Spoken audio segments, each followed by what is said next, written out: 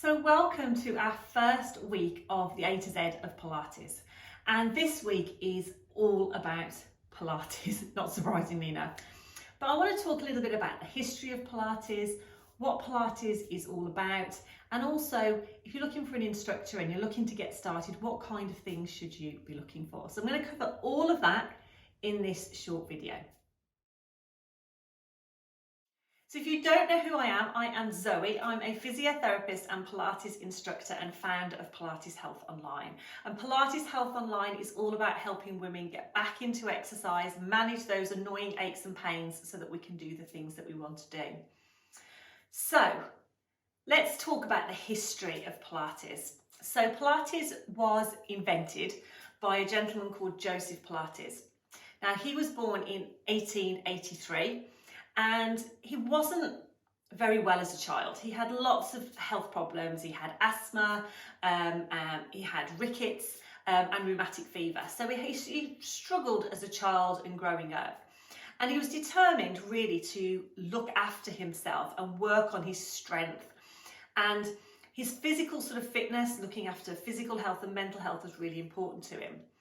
Now, if we fast forward to his sort of early life, if you like, he worked as an orderly during World War I on the wards and the hospitals.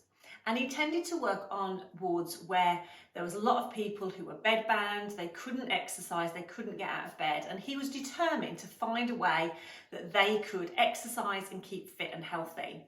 So what he did was he attached springs to the beds to enable these people to be able to exercise and to look after their physical fitness. And really that's sort of where I think some of the early Pilates equipment came from. So you might have heard of the Pilates Reformer, you might have heard of the Pilates Cadillac, I'm not sure. But all these pieces of equipment have springs on that are ways of exercising our body and working on our strength. And that's sort of the early days of those pieces of equipment, if you like, where he was attaching these springs to the beds. Now, he saw the benefits of looking after our muscle strength and our physical health. And when the Spanish flu hit in 1919, around that time, the people who were actually on Joseph's protocol, if you like, of exercise or his exercise regime, actually didn't get as ill and they didn't die from the Spanish flu. So that sort of endorsed his exercise regime, if you like. Now, obviously, right now, we are going through a global pandemic, and I'm not sort of saying that if you do Pilates, then it's going to be the answer to all our prayers, if only it was. But I think the importance of looking after our physical and mental health, on boosting our immune system, on managing stress and anxiety is really important. So I think we all need to be thinking about ways that we are doing that and looking after our body. And our immune system is affected by lots of different things. So stress can affect our immune system, poor nutrition, lack of sleep, lots of different factors. So if we can be doing things that are going to help look after our immune system, and exercise is one of those pieces of the jigsaw puzzle, if you like, then that's even better. So it was found that when the Spanish flu hit, that those people who had been on Joseph's regime, they fared better. So this sort of endorsed his program, and from then, he was living in England at the time, he actually moved over to New York where he set up his first Pilates studio. And he was teaching his method to lots of different people, but mainly in the dance community. And he had about 34 different exercises as part of his core repertoire, if you like. And it became really popular in the dancing community. And a lot of his students actually went on to open their own studios. Now, again, fast forward a little bit. Sadly, Joseph died in 1967. And when he died, he didn't leave a will, he didn't leave anyone to sort of carry on his legacy, if you like, of Pilates. But luckily, a lot of his students were very passionate and felt the benefits themselves, and they carried on Pilates and they carried on sharing it. They opened their own studios and they carried on teaching his method. But it wasn't really until the 80s where it became more popular or more mainstream, and perhaps we all became a little bit more aware of it. And today it's used by footballers, rugby players, it's used by dancers, it's used by lots of different people. I myself got into Pilates after a back injury I had when I first qualified as a physio. So that was back in 2000, 2001. And I felt the benefits personally as well. So that it's adopted by so many different people. But over the years, it has developed and it's changed, and we've had equipment introduced, and there's perhaps lots of different versions, if you like. So not all Pilates is the same. So that's the next thing I'm going to talk a little bit about, is why not all Pilates is the same, and why it's important that you know the type of Pilates that will be the best fit for you. But before I do that, let's just think about the principles of Pilates. So there are 6 main principles that Joseph talked about when he was talking about his system of exercise, if you like, or his exercise repertoire. And at the top of that list is breathing. And might sound daft, but if you've ever tried Pilates, you know that the breathing is probably the thing that people struggle with the most. And I think it's completely normal, because what tends to happen is when we suddenly start to think about our breathing, we suddenly can't do it. We find that it becomes really difficult.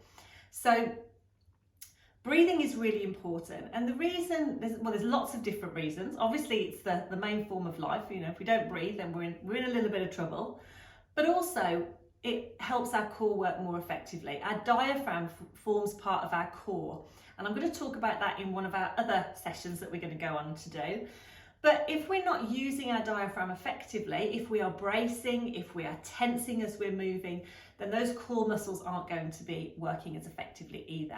And it's a bit like trying to drive with your brakes on. You know, you're not going to get very far. It's almost like you're resisting yourself. So breathing normally as you're exercising is really important. But why do we ask you to breathe out on some movements and breathe in on some movements? Well, normally what we try and get you to do is to breathe out on the harder movements so that we can get that connection into those tummy muscles and we can get the core working effectively.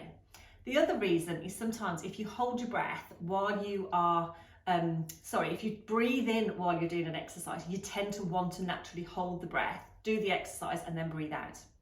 So I think breathing in to prepare and then breathing out as you're doing an exercise is a really good way to stop you holding your breath as well. So the first one is breathing, and breathing can help with our lung function, because we're getting nice breaths, we're filling those lungs with air, we're getting all the oxygen around the body. It can help us manage stress, it can help us to relax by just doing some gentle breathing. So there's lots and lots of benefits of adding sort of breathing into the Pilates movements. The next thing is centering, which basically is having that awareness of those core muscles working. And it's probably the thing we think about most when we think about Pilates. We think about Pilates being all about the core. And while, yes, we have that awareness of the core, Pilates has got so much more to offer, and I'll talk about that in a little while. But centering really is having that awareness of our core muscles, where our body is, and working on our control. So for a lot of us, we think about pulling everything in or squeezing the tummy muscles. Sometimes we've heard the term squeeze in, suck in, pull everything in.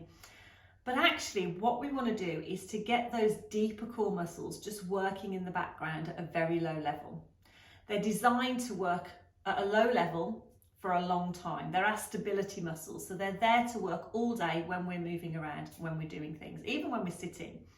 So we don't want to overwork them by pulling everything in. And again, I'm going to be talking about the core muscles and how is the best way to get those working in another session.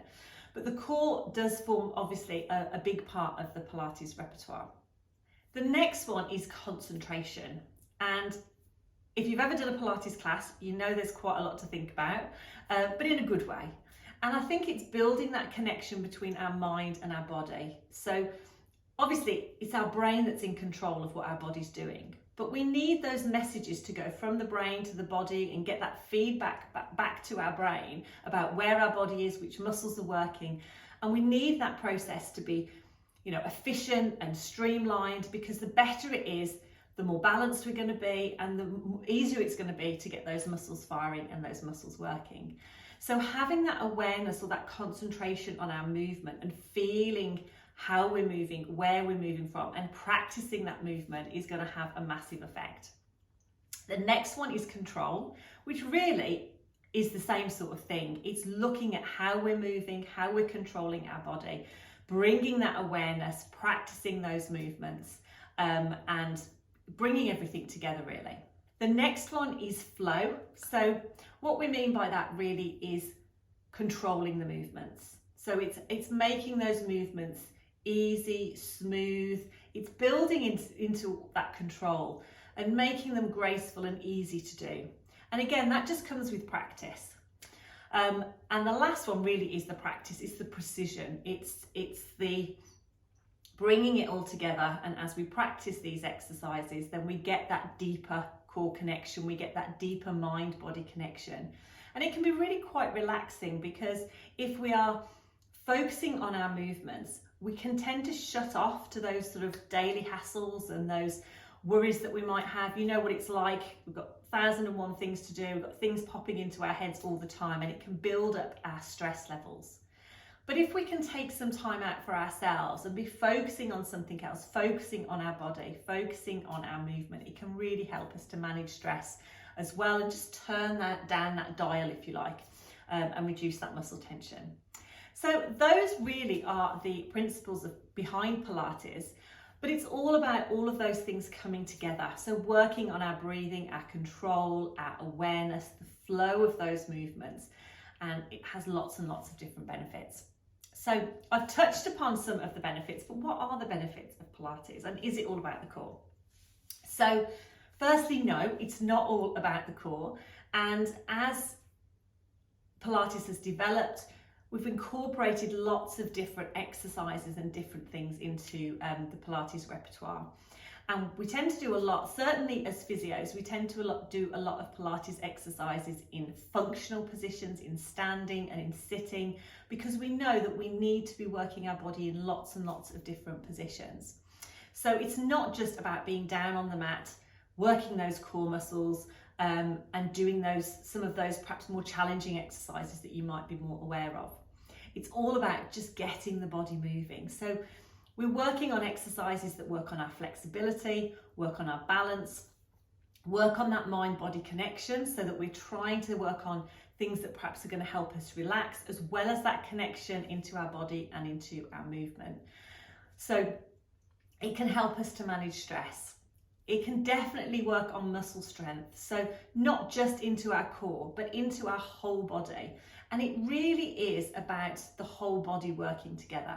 There's no point in being strong in one area and not strong in another area. So for me, Pilates is about getting the whole body working on our breathing, working on our relaxation, and helping us to manage pain. And really, movement is the key for me. So getting everything moving and enabling us to do the things that we want to do.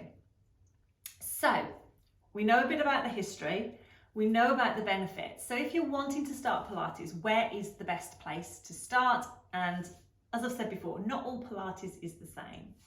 So I think the first thing to think about is, what is it you want to get out of exercise? Are you recovering from an injury?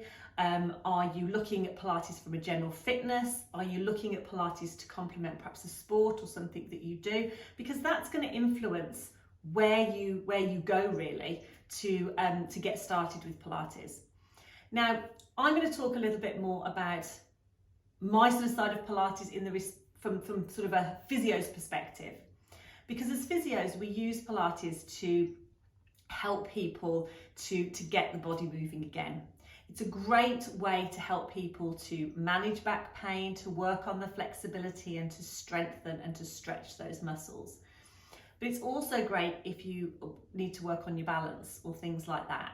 So from a physio's point of view, we teach something called modified Pilates, and it just excludes perhaps some of those exercises that as physios we perhaps don't feel are the best ones to be doing, or that perhaps puts pressure on some of the joints, particularly some of the movements that put pressure on the neck.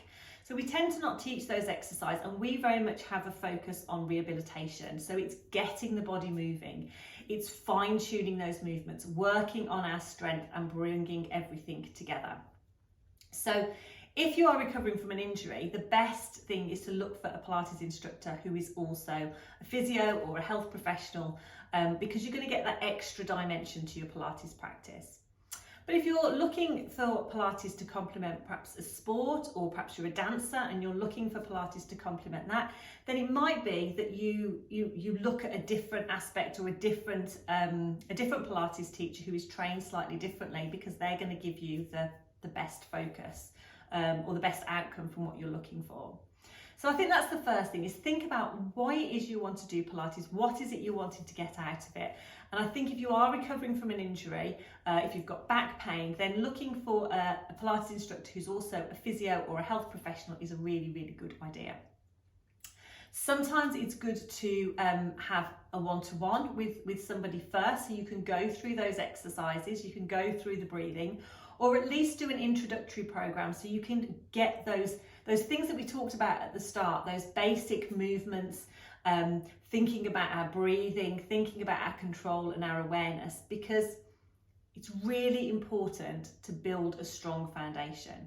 It's really important to start with the basics and build up, because we want to get the right muscles working at the right time and then gradually then build up.